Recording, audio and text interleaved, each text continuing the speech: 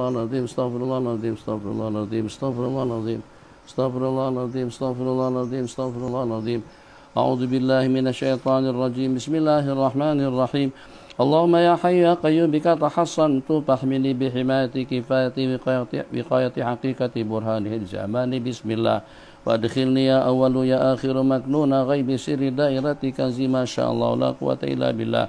وأسبل علي يا حليم يا ستار كان في ستر هجاب صيانة نجاة واعتصم بحبل الله. وابن يا محيط يا قادر علي سرامان حاطة مجلس صلاتك إذ عظمة. ذلك خير ذلك من آياتنا وعيد يا رقيب يا مجيب وحرسني في نفسي وديني وأهلي ومالي وولدي وداري بك لا عادة غاثة وليس بضارهم شيئا إلا بإذن الله. وقني يا ماني ويا دافع بحق أسمائك وآياتك وكلماتك شر الشيطان والسلطان. فإن ظالم أو جبار بغى علي أخذت وغاشية من عذاب الله. فإن ظالم أو جبار أو مسؤول بغى أراد البغي علي أو علينا أخذت وغاشية من عذاب الله تلقائيا. ونجنا يا مذل يا منتقم من عبيدك الظلمة البغين علي وعوانهم. فإن هم لنا أحد من بالسوء خذله الله ختم على سمعه وقلبه وجعل على بصره غشاوة فمن يهديه من بعد الله. واكفني يا قابض يا قهار خدعة مكر ودود ماني مذموم مذموم مدحور بتقصي تغيير تدمير فما كان له من فئة ينصرون أو من دون الله. وذقني يا سبوء يا قدوس لذة مناجاة أقبل ولا تخف إنك من الآمنين في كنف الله. وذقهم يا ضار يا مميت نكال وبال زوال فقط عذاب القوم الذين ظلموا والحمد لله. وأمني يا سلام يا مؤمن صلاة جولة دولة الأعداء بغاية بداية آية لهم البشرى في الحياة الدنيا وفي الآخرة لا تبديل لكلمات الله. وتوجني يا عظيم يا معز بتاج محبة كبرياء جلال سلطان ملكوت عز عظمة. ولا يحزنك قولهم إن العزة لله والبسط يا جليل يا كبير خلعة جلال جمال كمال إقبال. فلما رأيناه أكبرنا وقطعنا أيدينا وقلنا حاشا لله. والقي يا عزيز يا ودود علي محبة منك تنقاد وتخضع لي بقلوب عبادك بالمحبة والمعزة والمودة من تعطي بتالي يحبونهم بحب الله. والذين آمنوا أشد حبا لله. وأظهر علي ظاهر يا باطن أسر أسرار أنوار يحبهم ويحبون. أذلة على المؤمنين عزة على الكافرين يجاهدون في سبيل الله. ووجه اللهم يا صمد يا نور وجه بصفاء جمال أنس إشراك. فإن حاجوك فقل أسلمت وجهي لله. وجملني يا جميل يا بديع السماوات والأرض يا ذا الجلال والإكرام بالفصاحة والبراءة والبلاغة واحلل عقدة من لساني يفقهوا قولي برأفة رحمة رقة ثم تلين جلودهم وقلوبهم إلى ذكر الله. وقلدني يا شديد البطش يا جبار بسيف الهيبة والشدة والقوة والمنع من بأس جبروت عزة ومن نصر إلى من عند الله. وأدم علي فتاه بهجة علم دي علي باسط يا فتاه بهجة مسرة رب اشرح لي صدري ويسر لي أمري بلا طائف أوطيب ألم نشرح لك صدرك. وبأشائر بشائر يومئذ يفرح المؤمنون بنصر الله. وأنزل اللهم يا لطيف يا رب بقلب الإيمان والإطمئنان والسكينة والوقار يكون من الذين آمنوا وتطمئن قلوبهم بذكر الله. وأفرغ علي يا صبور يا شكور صبر الذين تضرعوا بثبات يكين تمكين كم من فئة قليلة غلبت فئة كثيرة بإذن الله. واحفظني يا حفيظ يا وكيل من بين يدي ومن خلفي من بين يدي ومن خلفي وعن يمين وعن شمال ومن فوق من تحتي بوجود شهود جنود له معقبات من بين يدي ومن خلفه يحفظونه من أمر الله. وثبت اللهم يا قائم يا دائم قدمي كما ثبت القائل. وكيف أخاف ما أشركتم ولا تخافون أنكم أشركتم بالله. انصرني يا نعم المولى ويا نعم النصير على أعداء نصر الذي قيل له وتتخذون أزوا قال أعوذ بالله. وأيدني يا طالب يا غالب تأي نبيك محمد صلى الله عليه وسلم المؤيد بتعزيز توقير إنا أرسلناك شاهدا ومبشرا ونذيرا لتؤمنوا بالله. واكفني يا كافي الأسوأ ويا شافي الأدواء بعوائد فوائد. لو أنزلنا هذا القرآن على جبل لرأيته خاشعا متصدعا من خشية الله. وامنن علي وهاب يا رزاق بحصول وصول قبول تيسير تدبير تسخير كل واشتبوا من رزق الله. والزمني يا واحد يا أحد كلمة التقوى كما زمت حبيبك محمد صلى الله عليه وسلم حيث قلت فاعلم أنه لا إله إلا الله. وتولني يا ولي علي بالولاية والعناية والرعاية والسلامة مزيد إراد إسعاد إن ذلك خير ذلك من فضل الله. وأكرمني يا غني يا كريم بالسعادة والسيادة والكرامة والمغفرة كما أكرمت الذين يغضون أصواتهم عند رسول الله وتب علي يا تواب يا حليم توبة نصوحا ليكون من الذين إذا فعلوا فاحشة أو ظلموا أنفسهم ذكروا الله فاستغفروا لذنوبهم ومن يغفر الذنوب إلا الله اختم لي يا رحمن يا رحيم بحسن خاتمة الناجين والراجين الذين قيل لهم قل يا عبادي الذين أسرفوا على أنفسهم لا تقنطوا من رحمة الله واسقني يا سميع يا عليم يا قريب جنة عدن عدة المتقين الذين دعوا بها سبحانك اللهم وتحيتهم فيها السلام وآخر دعوة من الحمد لله ألف ألف ألف ألف تريليون يا الله يا الله يا الله يا الله يا نافع يا نافع يا نافع يا نافع يا رحمن يا رحمن يا رحمن يا رحمن يا رحيم يا رحيم يا رحيم يا رحيم يا دافع يا دافع يا دافع يا دافع يا مانع يا مانع يا مانع يا مانع يا أرحم الراحمين يا أرحم الراحمين يا أرحم الراحمين يا أرحم الراحمين يا حي يا قيوم يا حي يا قيوم يا حي يا قيوم يا حي يا قيوم يا ذا الجلال والإكرام يا ذا الجلال والإكرام يا ذا الجلال والإكرام يا ذا الجلال والإكرام يا ذا الجلال والإكرام أسألك بتريليون تريليون تريليون تريليون حرمة عظمة سر جبروت هذه الأسماء والآيات والكلمات سلطانا نصيرا ورزقا كثيرا قلبا قريرا علما غزيرا عملا بريرا قبرا منيرا حسابا يسيرا ملكا في الفردوس كبيرا صلى الله على سيدنا محمد وعلى آله وصحبه وسلم والحمد لله رب العالمين.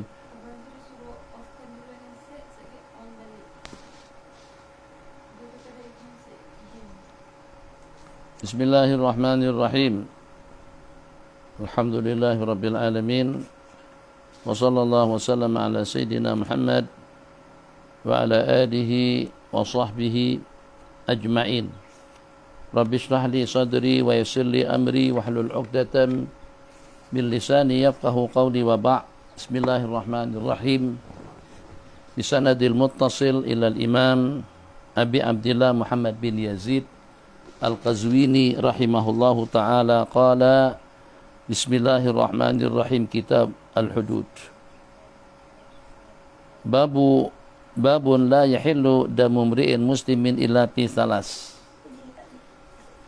Bab Nabilah, perasan kira-kira sudah dalam berapa minggu atau dalam berapa bulan, mungkin sudah dalam berapa tahun kita dengan pengajian kitab Sunan Ibni Majah. Sejak daripada permulaan, yaitu dengan hadis yang pertama atau dengan juz yang pertama, juz pertama habis, dan kita sekarang dengan juz yang kedua sampai kepada hadis yang ke-2533. Hampir tidak kurang daripada dalam 2533 arahan atau 32 bimbingan, nasihat, macam-macam topik, tajuk perbincangan yang kita bicarakan, dan juga macam-macam hadis, riwayat, hikayat yang kita temui, hukum hakam, halal dan haram yang kita pelajari bersama. Setelah beberapa bulan, bahkan hampir dalam 2-3 tahunan kita sudah dengan Sunan Ibni Majah, dan kita pelajari dalam tiap minggu hampir tidak kurang daripada dalam 3 ke 4 hari, kadang-kadang sampai dalam seminggu, baru kita sampai kepada Kitabul Hudud. Maknanya apa? Maknanya Kitabul Hudud adalah merupakan salah satu daripada sekian puluh, bahkan ratusan topik pembicaraan yang dibicarakan di dalam Al-Quran dan hadis. Bukan merupakan satu-satunya. Jadi tidak akan mungkin dengan kita katakan hudud itu adalah Islam, Islam itu adalah hudud. Hudud daripada Islam. Tapi bukan hudud yang menjadi lambang dan simbol kepada Islam secara keseluruhan. Islam bukan hudud. Islam itu adalah manhajul hayat.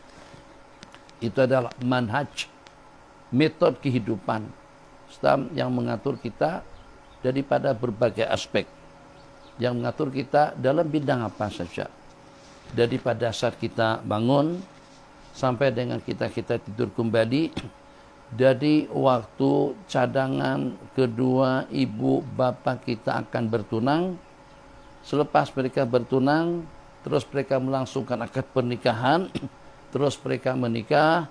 Selepas itu Allah takdirkan dengan kita lahir sebagai anak yang pertama, lanjut kedua, ketiga, dan seterusnya, sampai nanti dengan kita kembali, sampai dengan kita menyaksikan segala hal ehwal yang berkenaan dengan alam barzah, yang berkenaan dengan alam kubur, yang berkenaan dengan alam mahsyar, yang berkenaan dengan hari kiamat, sampai pada siratal mustaqim dengan menjembranginya insyaallah dengan aman dan selamat, dan juga sampai nanti dengan manusia ditempatkan di tempatnya masing-masing. Itu adalah Islam. Jadi Islam adalah syamil kamil, membicarakan atau juga membahas segala aspek kehidupan manusia. Salah satu daripada pembicaraan yang dibicarakannya itu adalah hukum hakam yang berkenaan dengan hudud. Maka betapa tidak bijaknya kalau ada yang beranggapan Islam itu adalah hudud. Hudud adalah salah satu daripada hukum hakamnya, bertujuan untuk menjaga, mengamankan agama, bertujuan untuk menjaga dan juga mengamankan jiwa raga, akal pemikirannya, harta kekayaannya, nasab dan keturunannya, atau keturunan dengan emis dan juga dengan nama baiknya. Itu diantara daripada matlamat asasi, matlamat utama kenapa disyariatkan hukum hakam hudud dalam Islam, supaya al-kuliyatul khams, 5 perkara asasi daripada manusia itu akan dapat terjaga dengan baik. Yang mencerobohi tentang agama, yang komen negatif, yang mencerca, yang mencaci maki tentang Islam, itu akan dikenakan haddu ar-ridda, akan dikenakan hukum murtad. Sementara yang mencerobohi jiwa raga, kehormatan diri seseorang, akan dikenakan haddu al-qisas, akan dikisas, mungkin kisas dengan arti pancung lehernya, atau juga kisas dengan arti itu pada saat berlakunya pencederaan, seperti apa yang dilakukan akan diperlakukan, telinga dengan telinga, tangan dengan tangan, mulut dengan mulut, kaki dengan kaki, wal juruha qisas, dan juga dengan luka melukakan, luka akan dilukai. Kemudian yang berikutnya, supaya jangan sampai dengan yang mengatur segala-galanya dalam hidup, agar bagaimana manusia dapat berpemikiran secara sehat dan waras. Yang hijau ya hijau, yang biru ya biru, yang baik ya baik, yang mulia ya mulia. Jangan sampai bercelaru dalam pemikirannya, jangan sampai mabuk dalam perasaannya, jangan sampai tidak mengerti yang benar itu hak, yang batil itu adalah salah. Supaya jangan sampai yang benar menjadi batil, yang batil menjadi benar. Jangan sampai yang hak itu ternyata ditolak, yang batil justru diterima. Itu bila akan berlaku yang semacam itu, kalau pada saat pemikiran manusia sudah nyanyuk. Maka diantara daripada yang menyanyukkan, yang membuat manusia tidak waras dengan pemikirannya, itu adalah minuman keras dan yang seumpamanya. Itu dengan semua jenis narkotikanya, dengan semua jenis dadahnya, morfinnya, kokainnya, heroinnya, semuanya sama. Yang terbabit akan dijatuhkan hukuman haddis syurub, itu dicambuk. Kenapa tidak dibunuh? Sebab orang itu bukan membunuh, dia minum. Jadi kenapa dia minum? Karena dia tidak sedar, disedarkan. Bagaimana untuk kita menyedarkan? Di rotan, dicambuk, disebat. Sebatannya bukan sebatan yang mematikan. Rotan dengan rotan, dipukul, disebat, mungkin dengan sejadah, yang dengan kasut, yang mungkin juga dengan lidi, yang satu itu dengan selendang. Begitulah lebih kurangnya sebanyak 40 sampai kepada 80 kali. Ini pencerobohan terhadap nasab keturunan. Ini menuduh nama baik seseorang, menuduh dia berzina, menuduh dia serong, menuduh dia melakukan hubungan luar nikah. Si penuduh kalau tidak dapat membuktikan tuduhannya dengan 4 orang saksi, si penuduh tersebut akan disebar sebanyak 80 kali. Kemudian yang lanjut berikutnya, penceramah, pencerobohan, penistaan terhadap nasab dan keturunan dengan seseorang yang melakukan hubungan di luar nikah.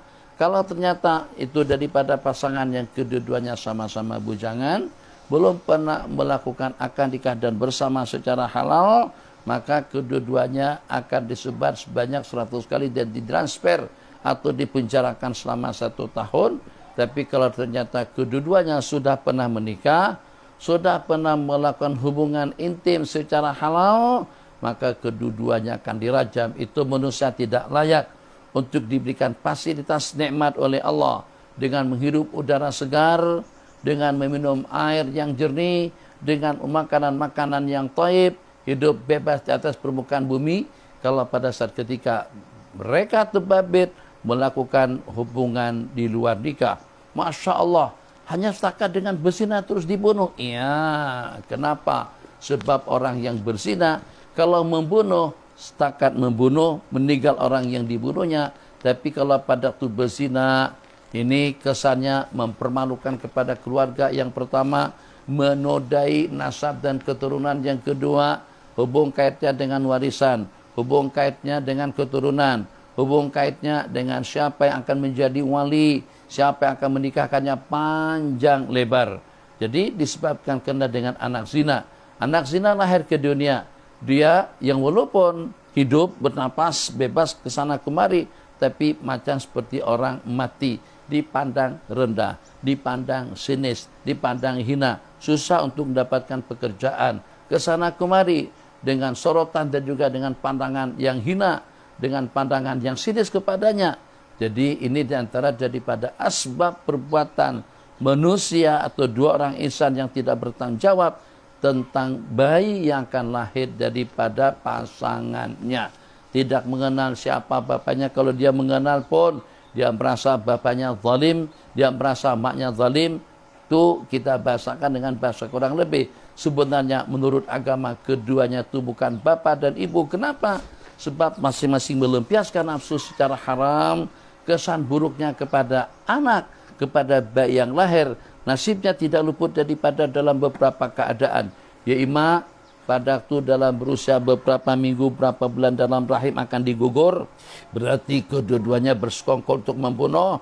Ya ima lahir, tapi dilahirkan di mana? Selepas dilahirkan, karena tidak bertanggung jawab, tanggung jawab macam mana? Memang tidak dapat dipertanggungjawabkan. Benda itu secara haram, maka anak itu akan dibuang, letak depan masjid, letak depan surau, mungkin juga dibunuh selepas melahirkan, atau nanti dia anak itu akan dikutip oleh pihak kerajaan.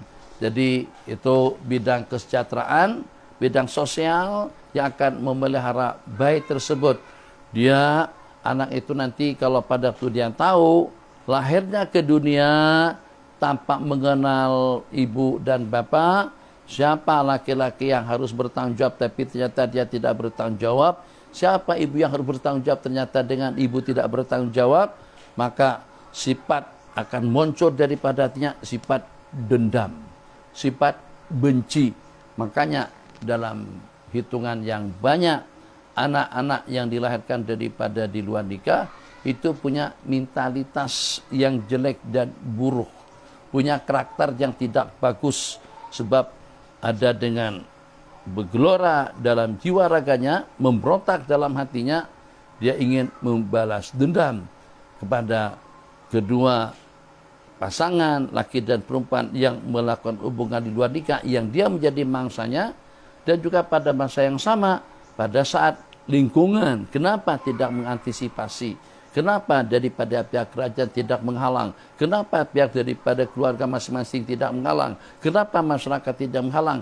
Pertemuan antara dua insan secara haram tadi itu akhirnya sebabkan karena dengan perasaan yang bermain di kepalanya. Ini yang dua sudah tidak bertanggung jawab. Tapi mana yang lain? Mana masyarakat? Mana kerajaan? Mana pemerintah? Mana pihak berkuasa? Akhirnya yang muncul daripada hati anak tadi itu kebencian kepada orang ramai. Pada saat dia tidak mempunyai identiti, dia merasa benci hatta kepada diri pribadi dia sendiri. Anaknya akan lahir nekat sanggup untuk berbuat apa saja. Ini diantara daripada kesan buruk hubungan di luar nikah. Jadi kalau kita perhatikan, hukum hudud berkenaan dengan mencuri, berkenaan dengan merompak, berkenaan dengan tuduhan haram, tuduhan berzina, berkenaan dengan zina, berkenaan dengan minuman, berkenaan dengan membunuh. Jadi itulah yang disebut dengan ahkamul hudud. Yang membunuh dibunuh, yang berzina dirajam, yang minum dicambuk, yang mencuri dan juga yang merompak dipotong tangannya. Kalau ternyata terbabi dalam kes perompakan atau juga dengan hadu al-hirabah, hadu al-hirabah, di sana dinyatakan, di dalam Al-Quran dinyatakan hukumannya ada 3. Yang pertama itu adalah dibunuh, yang kedua dipotong tangan, dan yang ketiga disalib. Ada pendapat mengatakan kepada orang yang perampok atau juga dengan pencuri secara paksa, itu akan diperlakukan sesuai dengan perbuatannya. Yang kalau pada itu hanya setakat mencuri saja, tangannya akan dipotong. Kalau sampai mencuri dan membunuh, dipotong tangannya kemudian dibunuh. Kalau sampai melakukan perompakan, membuat suasana jadi huru-hara tidak aman, sampai pada tahap merampas dan membunuh, maka akan dipotong, kemudian akan dibunuh, kemudian akan disalib, diletakkan atas tiang salib untuk menjadi ibrah kepada orang ramai. Tengok, hudud membahas pada 5 perkara untuk menjaga akal, itu dengan minuman kerasnya. Untuk menjaga nasab, agar jangan sampai ternodai berlaku hubungan di luar nikah. Agar terjaga imej nama baiknya, itu hukuman yang disebut dengan hadu, yang disebut dengan hukum Allahumma salli ala Sayyidina Muhammad ya Allah ya Rahman Rahimin, yang disebut dengan hadu apa? Lupa nih. Astaghfirullahaladzim. Yang pertama pembunuhan, yang kedua hadu syurb, minuman, yang ketiga disebabkan karena zina, yang keempat disebabkan karena pencurian, yang kelima disebut dengan tuduhan orang yang tidak mempunyai bukti, di mana dengan yang dituduh melakukan hubungan di luar nikah atau dituduh melakukan lewat, dia tidak mengaku atas tuduhan yang dituduh kepadanya. Kemudian juga pada masa yang sama, yang menuduhnya tidak mampu untuk membuktikannya dengan 4 orang saksi, maka akan dilakukan hadu. Kenapa habis kelupaan? Hadu apa? Coba tolong kawan tulis. Maka akan berlaku kepadanya hadu, hukuman had, akan dicambuk sebanyak 80 hadul kadzab. Ya Allah. Makasih hadul kadzab. Demi untuk menjaga imej. Kalau tidak, macam kejadian-kejadian yang berlaku, seenak-enaknya saja mengatakan dia lewat, seenak-enaknya saja dia katakan dia berzina. Kalau memang betul lewat sekalipun, memang betul-betul berzina, tetap saja Islam masih melindungi. Sebab itu perkara yang memalukan. Siapa yang tidak merasa malu? Pada saat ketika beberapa tahun yang lalu ada dengan salah seorang dituduh melakukan lewat, dunia Islam semuanya merasa malu. Sebab bagaimanapun membabitkan kepada seorang muslim.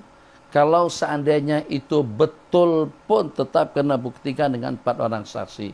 Bagaimana kalau pada itu tidak betul? Macam mana kita tidak terpalit dengan hadul kadzab atau dengan kesan buruk daripada tuduhan tadi itu?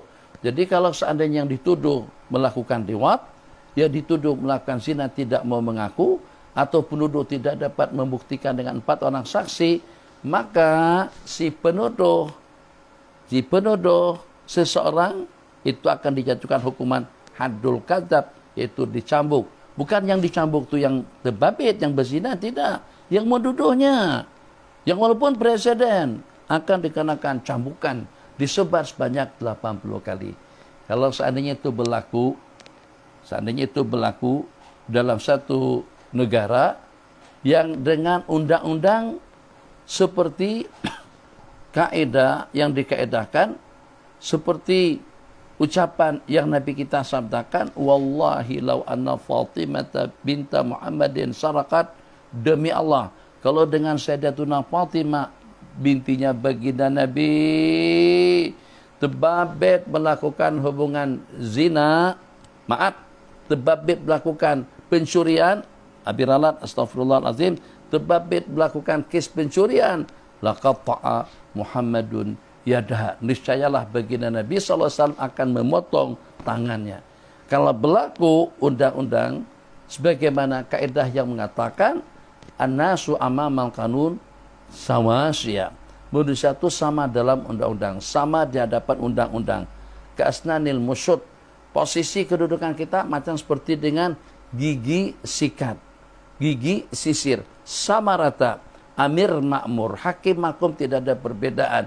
Kalau seandainya undang-undang berlaku semacam itu, atau berlaku seperti yang lebih tegas lagi, di mana pada saat ketika Al-Qibti melaporkan yang dia telah dianiaya, yang dia telah dipukul oleh putra gubernur, maka pada waktu itu Sayyidina Umar panggil bapak gubernur dengan putranya. Sayyidina Umar panggil bapak gubernur dengan putranya. Setelah sabit kesalahan daripada anak putra gubernur tadi itu, anak gubernur tadi itu memukul seorang warga Qibti daripada Mesir, perjalanan 1 bulan daripada Mesir untuk sampai ke Madinah. Sayyidina Umar katakan kepada anak, katakan kepada Qibti tersebut, hukum, pukul yang memukulmu dan juga dengan bapaknya. Pukul bapak gubernur dengan anaknya. Jadi kata Qibti, ya Amirul Mukminin, sebenarnya yang bersalah itu cuman anaknya saja yang mukul aku. Sementara kenapa dengan bapak gubernur dan juga dengan bapaknya? Nabi kita bersabda, sebab karena dia merasa ada taring, sebab karena dia merasa anak gubernur, sebab karena dia merasa anak menteri, sebab karena dia anak orang yang berhormat. Itu yang membuat dia berani untuk berbuat perkara semacam itu. Kira-kira kalau kita punya undang-undang dan aturan seperti itu, yang tidak membedakan antara atasan dengan bawahan, sebagaimana bawahan akan diseret masuk ke dalam penjara, atasan pun juga seperti itu, suasana akan jadi aman dan nyaman. Tapi bahasa almarhum Kiai Zainuddin MZ, kalau pada itu dengan seorang nyolong ayam akan dikenakan penjara, tapi kalau pada itu mencuri triliun atau bilion duit rakyat atau harta negara, bebas daripada hukuman. Jadi hukuman itu hanya kepada orang-orang miskin, kepada orang-orang yang lemah, orang-orang yang tidak mempunyai taring. Dalam Islam tidak seperti itu. Dalam Islam, lau anna Fatimah binta Muhammadin sarakat, kalau dengan putri baginda Nabi SAW, Sayyidatuna Fatimah, terbabit dalam kes pencurian, baginda tidak teragak-agak untuk memotong tangan beliau, barra'ahallahu min dzalik, Allah akan bebaskan dan selamatkan beliau daripada perkara itu tidak akan berlaku. Insyaallah kalau kita katakan mustahil pun insyaallah tidak terlalu tersalah. Tapi baginda ingin menjelaskan kedudukan hukum dalam Islam itu bagaimana, tidak ada perbedaan antara amir dengan makmur, antara saleh dengan taleh, antara yang di atas dengan yang di bawah. Hakim mahkum akan mendapatkan hukuman yang sama. Bismillahirrahmanirrahim. Bab yang menyatakan tidak halal darah seorang muslim untuk dituangkan kecuali dalam 3 perkara. Riwayat daripada Sayyidina Utsman bin Affan ini pada masa pengepungan. Sayyidina Utsman dikepung oleh jumlah bilangan tidak kurang daripada dalam 1.800 orang tentara daripada 3 kumpulan. Kumpulan yang datang daripada Mesir, kumpulan yang datang daripada Irak, kumpulan yang datang daripada negeri Syam. Di mana daripada 3 kumpulan yang mengepung Sayyidina Utsman bin Affan radhiyallahu taala anhu, ceritanya panjang, secara ringkasnya saja yang mereka inginkan adalah Sayyidina Utsman. Jadi kalau Sayyidina Utsman siap untuk berserah diri kepada mereka, maka tidak akan berlaku pertumpahan darah, tidak akan berlaku kekacauan, dan juga dengan perkara-perkara tidak diinginkan.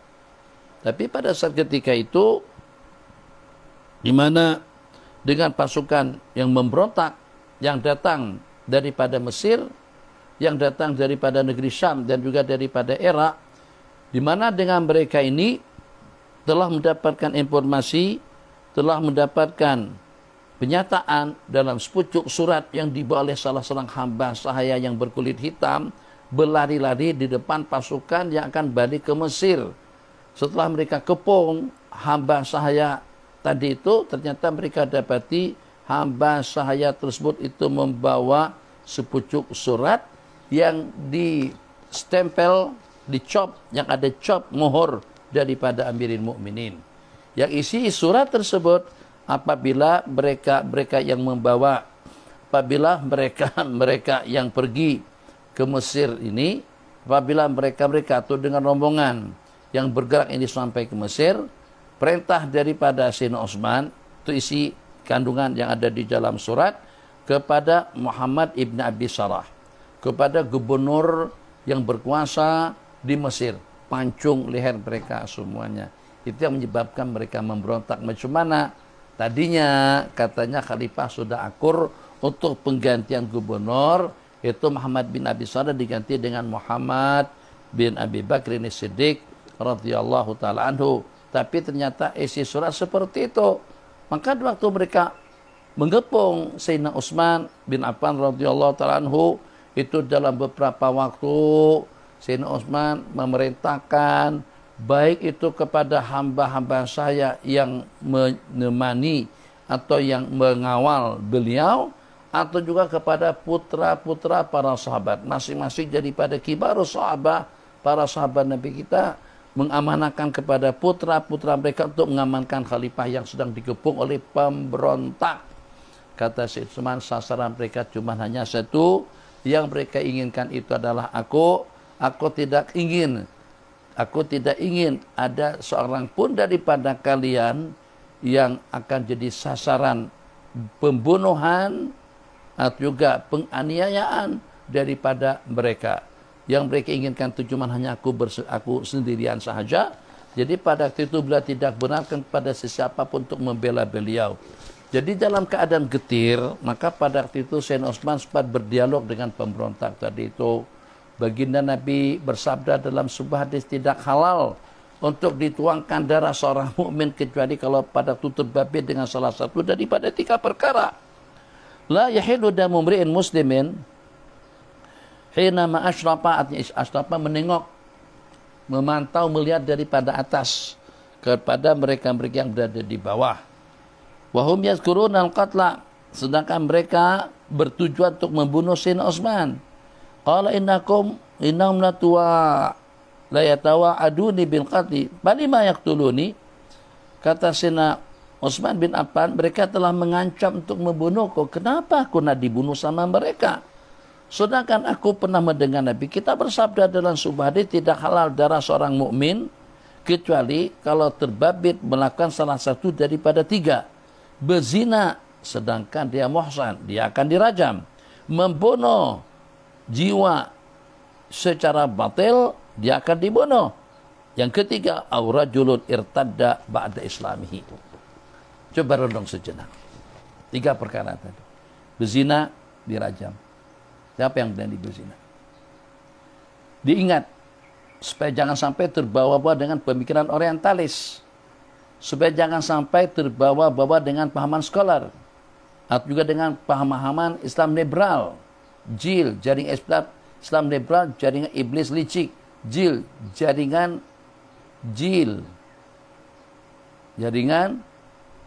iblis licik,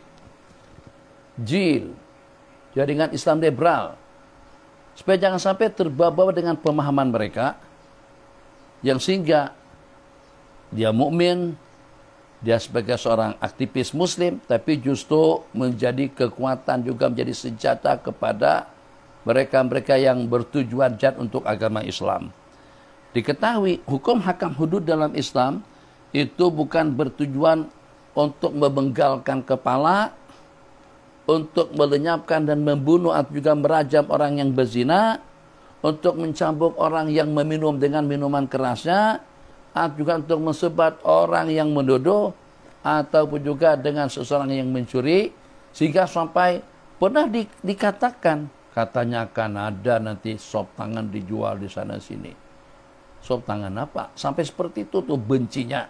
Itu menunjukkan atas kebencian karena tidak paham dan juga tidak mengerti akan bergelimpangan, bersepah tangan di sana sini sampai ada sop tangan, kepala akan bergelimpangan, terpotong di sana sini, tidak seperti yang dihayalkan. Persyaratan dalam hukuman haddus sariqah, tangan akan dipotong itu sangat-sangat ketat sekali dalam Islam.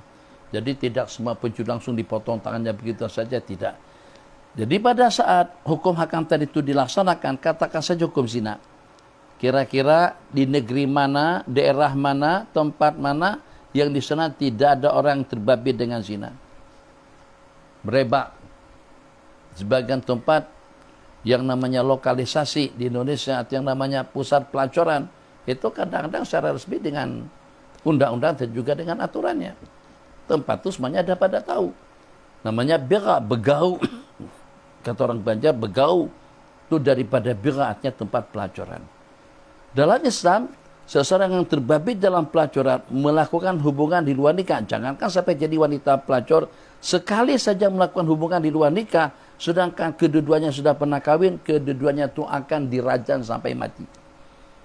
Dua yang dirajam di khalayak orang ramai, di dataran, atau juga di tempat yang terbuka, kira-kira pada saat ketika media massa peralkan, sebarkan kejadian tadi itu, siapa yang berani berbuat zina setelahnya?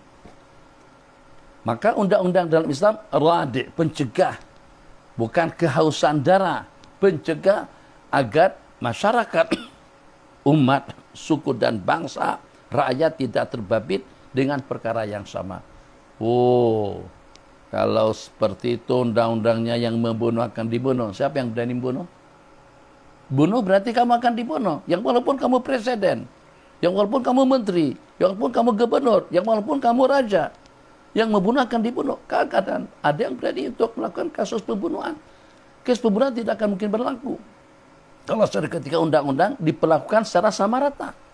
Tapi kenapa ada yang membunuh? Karena dia merasa aman. Masuk penjara 5 tahun, sebelum sampai habis 5 tahun, sogok sana, sogok sini, keluar. Dalam 2 tahun sudah selesai. Itu yang menyebabkan orang berani nekat untuk melakukan kasus pembunuhan. Macam juga dengan zina. Kenapa? Karena merasa aman, tertutupi dengan undang-undang. Terlindungi dengan aturan-aturan tertentu, atau dengan orang-orang tertentu, atau mendapatkan pelindungan. Disebabkan ada yang namanya hasana berlemania, atau dengan kekebalan politik yang dengan sebagian daripada negara orang-orang politik itu tidak boleh disoal siasat, sebagian daripada negara orang-orang politik pada keluar masuk itu dengan baik tidak boleh dibuka, dan juga tertutupi hasrat keinginan yang diinginkan pada waktu mereka berada di luar negara, yang walaupun sampai pada tahap untuk mencari wanita malam. Inna lillahi wa inna ilaihi raji'un. Jadi kalau yang berzina akan dijatuhkan hukuman rajam. Siapa yang berani melakukan hubungan di luar nikah, siapa yang bakal akan berselingkuh, melakukan atau melampiaskan nafsu secara haram, waliyadzubillah, itu tidak akan berlaku. Kira-kira akan ada lagi ke perompakan bank? Akan ada lagi tak pencurian? Kalau pada itu tangan pencuri ternyata dipotong. Kali pertama pada waktu dia mencuri akan dipotong tangan kirinya. Dan orang dah pada tahu. Berarti yang tidak punya tangan kiri, kemudian kaki kanan, tangan kanan, kaki kiri, pada waktu dipotong keempat-empatnya, masyarakat semuanya tahu ini orang terbabit dalam kes pencurian sebanyak tidak kurang daripada dalam 4 kali. Sehingga mikir dulu, berapalah 1 juta, memang banyak, tapi kalau sampai tidak punya tangan, malunya 1.100.000. Yang dicuri 1 juta, tapi malunya jadi 1.100.000, tangan kepotong. Tak akan ada lagi yang berani. Aman. Toko kita, kedai kita, tutup tak kisah. Tidak ada orang yang berani untuk mencerobohinya. Tidak ada orang berani untuk mencuri juga mengambil kepunyaannya. Kenapa? Sebab semuanya tahu undang-undang adalah untuk kesemuanya. Itu makna al-hududu fil Islam radi'ah. Undang-undang hudud dalam Islam itulah menjadi pencegah, bukan pemusnah, bukan penganiaya. Zina setelah ihsan, membunuh secara haram. Tengok yang ketiga, kenapa ramai orang tukar agama atau tukar nama? Kenapa tinggalkan Islam terus murtad? Artis-artis, atlet-atlet suka kawin dengan buli atau dengan mas soleh, dah keluar agama, masuk Kristen. Begitu juga sebaliknya, yang dengan mereka pengen kawin dengan wanita Melayu, masuk Islam. Sebab masuk Islam nyata justru tidak lebih daripada memperangkap wanita muslimah tadi itu setelah menjadi istrinya dibawa pergi ke Eropa, ke Belanda, atau juga pergi ke Perancis, pergi ke Jerman, terus dimurtadkan istrinya di sana, dia juga kembali kepada agama asal. Itu tidak akan mungkin berlaku seperti itu. Agama tidak akan jadi batu loncatan kalau hukuman yang disebutkan di sini itu terlaksana dalam Islam. Siapa saja yang merubah agama, yang menggadaikan agama, sebab musabab seseorang itu menjadi murtad, tidak luput daripada 3. Ima karena ucapan, dia ima karena perbuatan, dia ima karena keyakinan. Dia berkeyakinan, kalau bukan karena besi itu, kalau bukan karena keris itu, kalau bukan karena dengan jimat itu, dia tidak akan mungkin selamat. Keyakinan.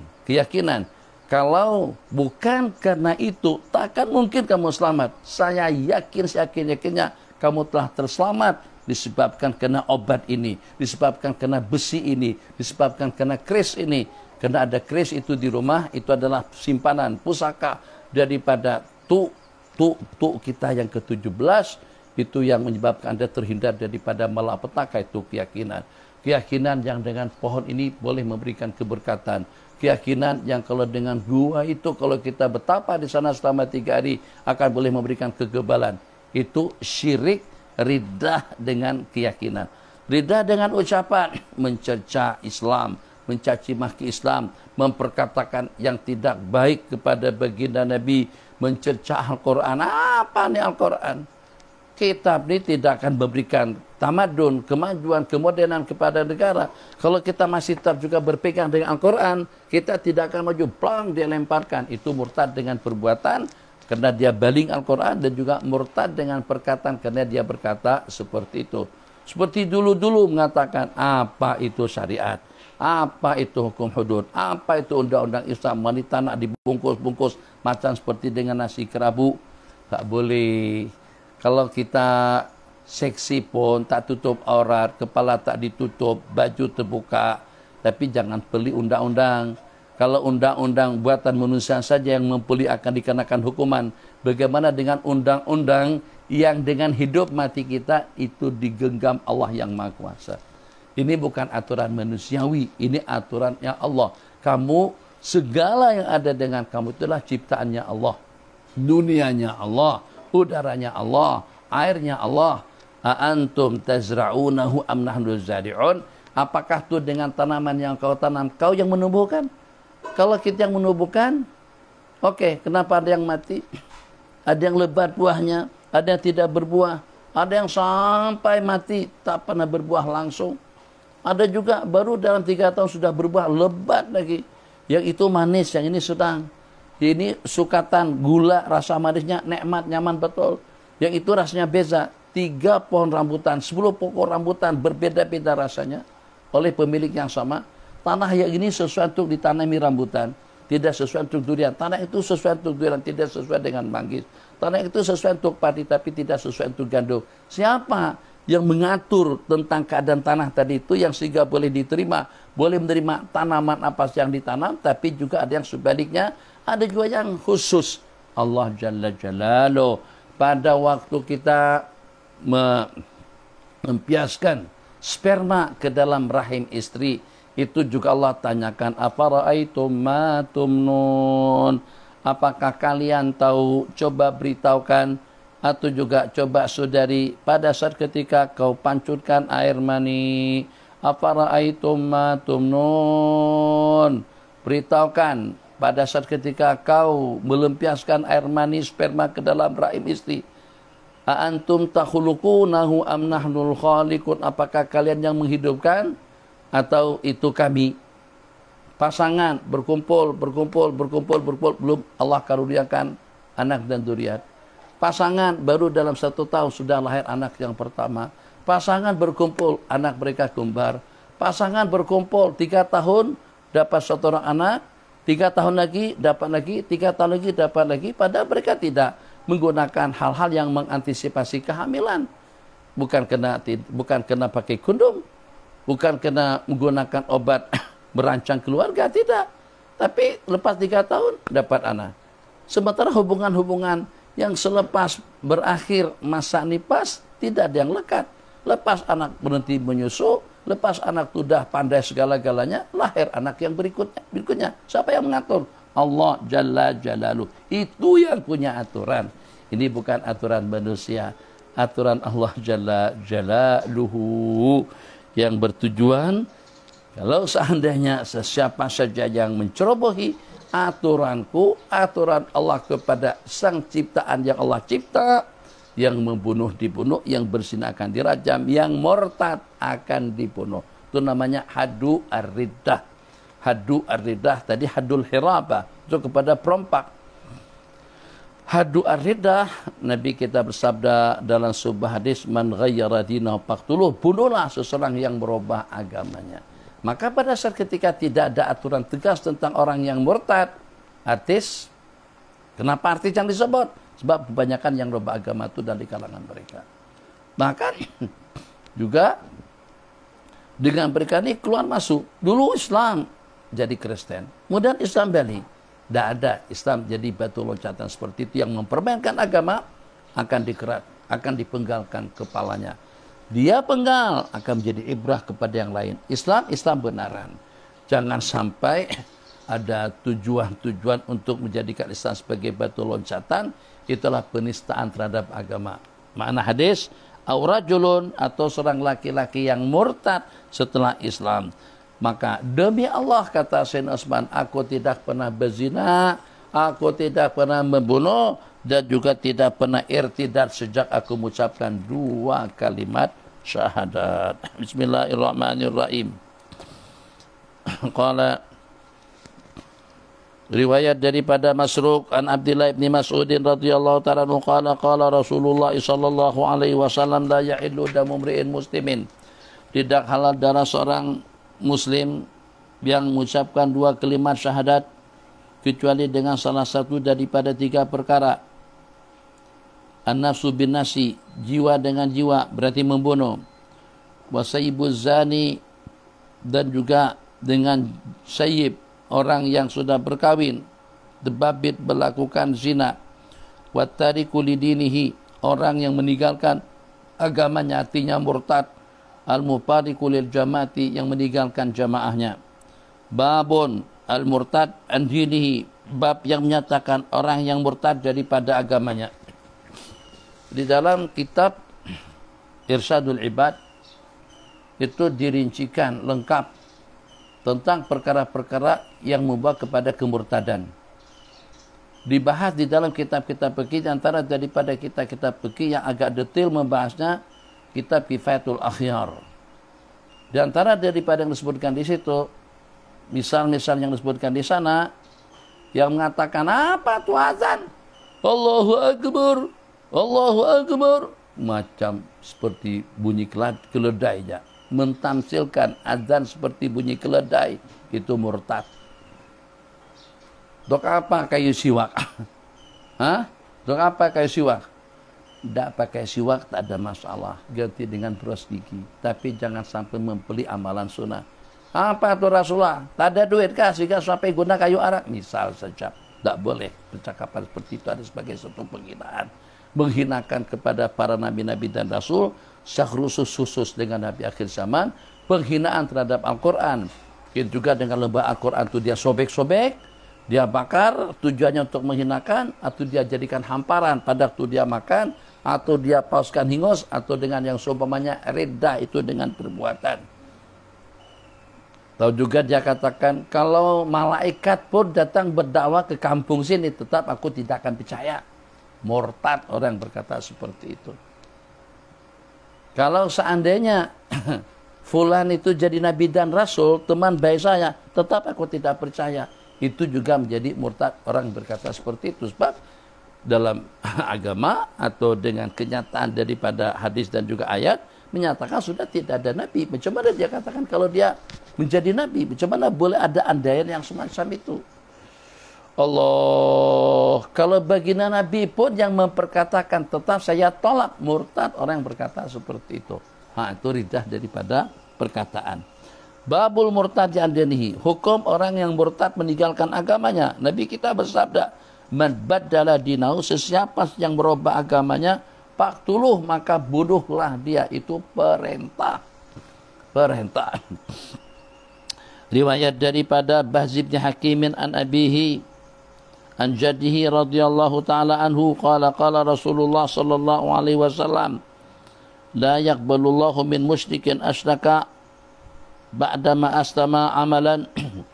Allah tidak akan menerima daripada seorang musyrik yang mensekutukan setelah dia Islam, hatta yufarikal musyrikina ilal muslimin, sehingga dia tinggalkan kaum musyrikin kepada kaum muslimin. Ulama mengatakan amalan yang dilaksanakan oleh orang yang murtad, amalan seorang mukmin sejak pada beberapa tahun yang lalu, kemudian dia keluar daripada Islam, itu akan menjadi lenyap dan sirna. Jadi barang siapa yang isyrak, memerintah an dinihi, fayamut bahwa kafir, fa ulaika habitat a'maluhum. Orang yang kembali daripada agamanya dan mati dalam keadaan kufur akan lenyap segala amal kebajikan yang dia laksanakan. Ada dengan sebagai ulama berpendapat dengan riddah segala amal kebajikannya akan menjadi musnah. Ada juga pendapat mengatakan akan musnah dan lenyap segala amal kebajikan orang yang murtad kalau mati dalam keadaan murtad. Bismillahirrahmanirrahim. Babul murtadi an dinihi, bab yang menyatakan ridha. Ini tajuk terulang. Babu fadli iqamati al-haddi minal hudud. Babu fadli iqamati al-hudud. Jadi tajuknya seperti hadis yang diriwayatkan, bab yang menyatakan tentang pelaksanaan hukum hudud. Daripada Sayyidina Abdullah ibni Umar radhiyallahu ta'ala anhuma anna Rasulullah sallallahu alaihi wasallam qala iqamatu haddin, melaksanakan hukuman hudud daripada hukuman Allah itu lebih baik daripada hujan 40 malam di negeri Allah. Iqamatu haddin min hududillah khairun min matari 40 lailatan fi biladillah azza wa jalla. Matar fi biladillah.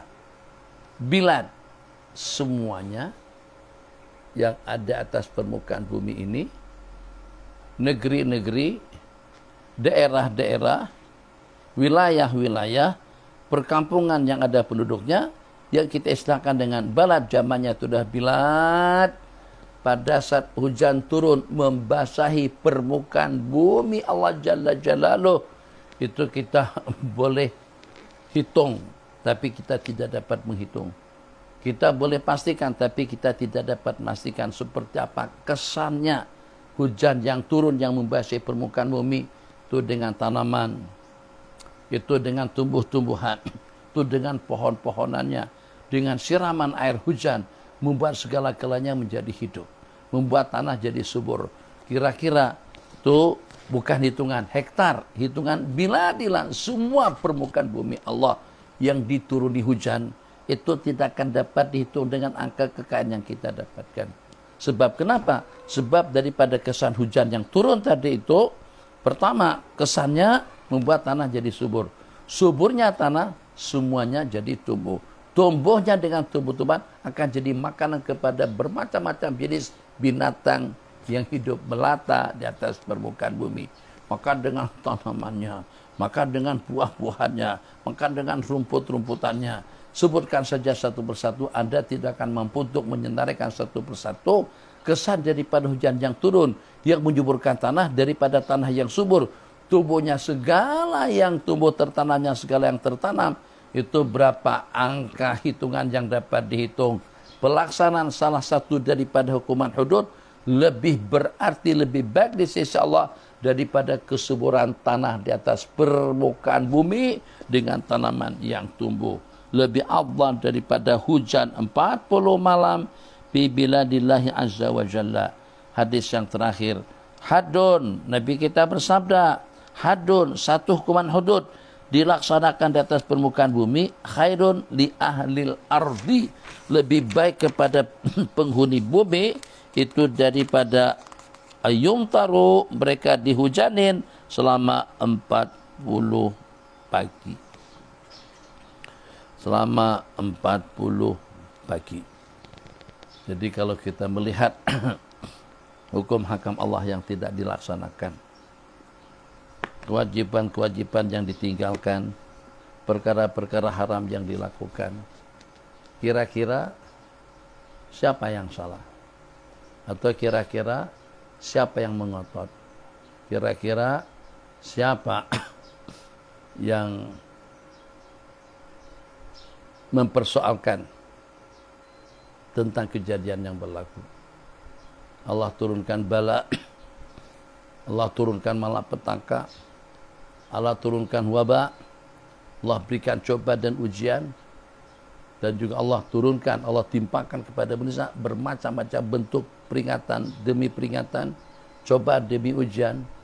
Itu asbab musababnya bima kasabat aidinas, itu daripada perbuatan manusia itu sendiri.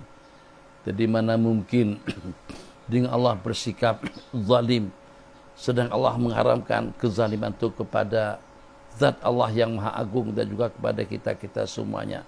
Allah yang maha hakim, Allah yang maha rahim, Allah yang maha rahman, Allah yang maha pengasih. Al-wadudu huwallah, ar-rahmanu huwallah, ar-ra'uf huwallah, wabil mu'minina ra'ufur rahim.